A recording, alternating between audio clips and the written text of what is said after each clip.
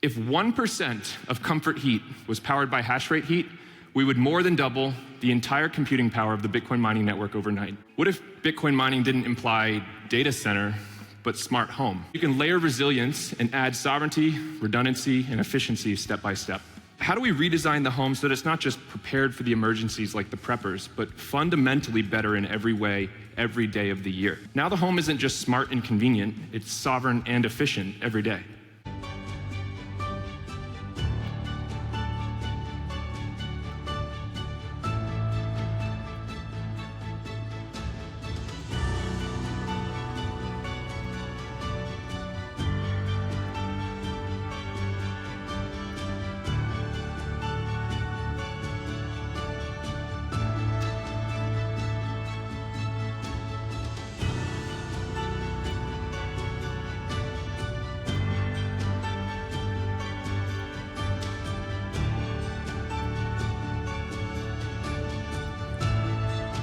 Welcoming Tyler Stevens.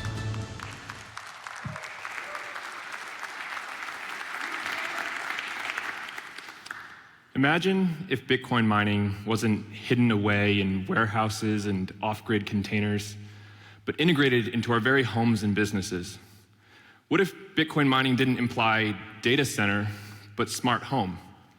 And what if that home wasn't just smarter, but more sovereign, secure, and energy efficient?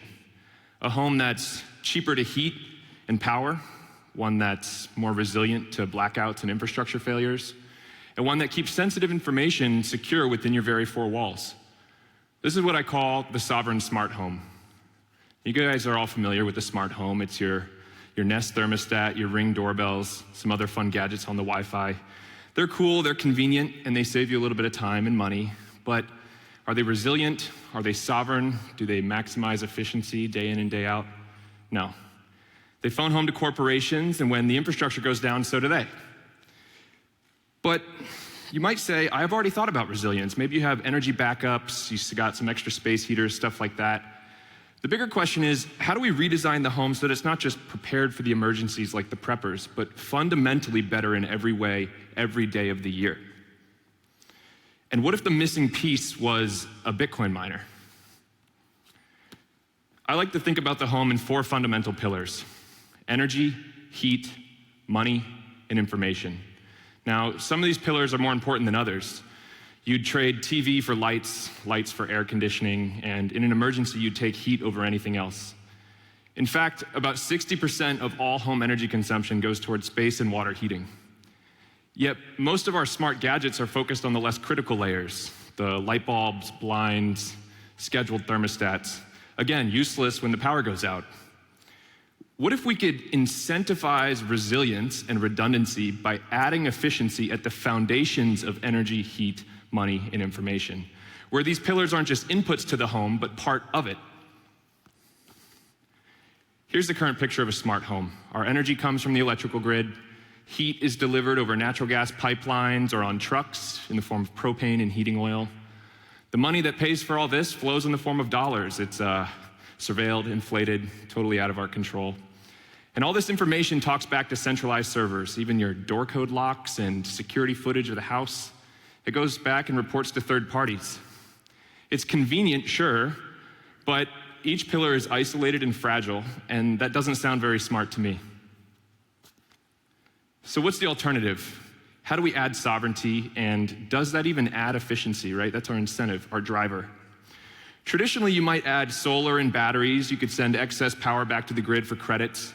Maybe you've got a generator for the worst of case, extreme of emergencies. Back in the day, you might have even stored some cash under the mattress, right? This is all sovereign actions, but it's not intuitive, and you miss out on the daily incentive, the efficiency gain every day to do this. The generator you buy, you only run it that one day when you need it. So it's sovereign, but it's not intuitive, and it doesn't maximize the efficiency incentive that we're looking for. But this is where the Bitcoin miner comes in. From an energy perspective, if you have excess power or it's cheap, you shouldn't send it back to the grid for pennies on the dollar. A Bitcoin miner will pay you more to monetize that excess energy and turn it into Bitcoin. And this is the cool part. From a heating perspective, it just happens to be the case that a Bitcoin miner is also a 100% efficient electric heater. Watt for watt, it rewards you to heat your home. And those rewards lead us to money. The payout is money. It's private, secure Bitcoin, completely under your control, the opposite of the old system. And then how this relates to information is that Bitcoin miners rely on decentralized nodes. One of these nodes belongs in the home, running alongside the miner, serving for all data management and security needs. You can connect anything to it. Why just run Bitcoin on it? Now the home isn't just smart and convenient, it's sovereign and efficient every day. Let's double click on this. If you look at the Bitcoin miner, think of it as a black box. Our inputs are energy and information. Our outputs are heat and money. Where should this black box live?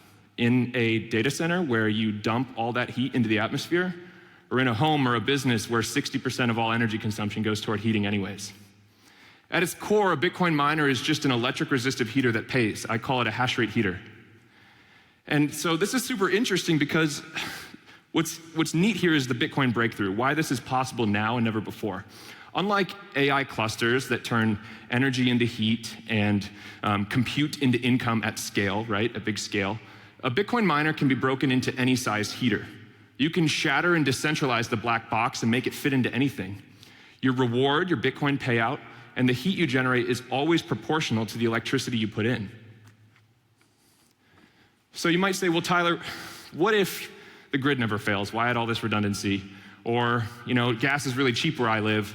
That doesn't sound more efficient to me. It isn't just about upgrading for emergencies or getting something sexy in the house. Hash rate heaters add efficiency and redundancy at the foundational levels of energy, heat, money, and information through optionality. The sovereign smart home is like a hybrid car. It seamlessly switches between power sources, grid, solar, batteries if you got it. It can seamlessly switch between heating fuels, hash rate heat, natural gas. This is what's so cool about it to me is that it's always choosing the most economical and efficient option in real time. It can do this locally with that smart home control unit with your node on it, and it doesn't have to tell anyone else about it. When fuel's expensive, you're gonna use your hash rate heater. When mining rewards dip, your home control unit should know that, it's gonna switch to natural gas. In the summertime, if energy's cheap and abundant, but it's warm, you don't need the heat, dump it outside, mine for profit. This is a sovereign smart home. I love to tell this little story too about how it can shake up incentives. Imagine this. Your HVAC guy installed a hash rate heater into your house, and you guys agree he's gonna keep 1% of the Bitcoin rewards passively. In exchange, he's gonna monitor that system remotely, providing tips for maintenance and perhaps even scheduling repairs before you knew there was an issue. This heating system is digital. This is what's possible with hash rate heat in the sovereign smart home. So where do I start? How do I build it? You start simple, with the hash rate heater and the home control unit. This adds the most important pieces, the black box that monetizes energy and warmth, and the brain that brings everything together and decides when to do what. This makes your house hybrid.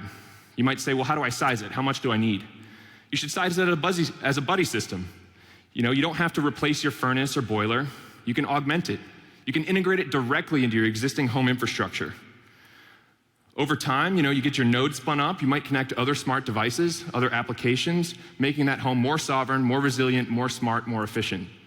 And maybe you don't have power generation yet. You get solar later. You get batteries later. Save cheap energy for later.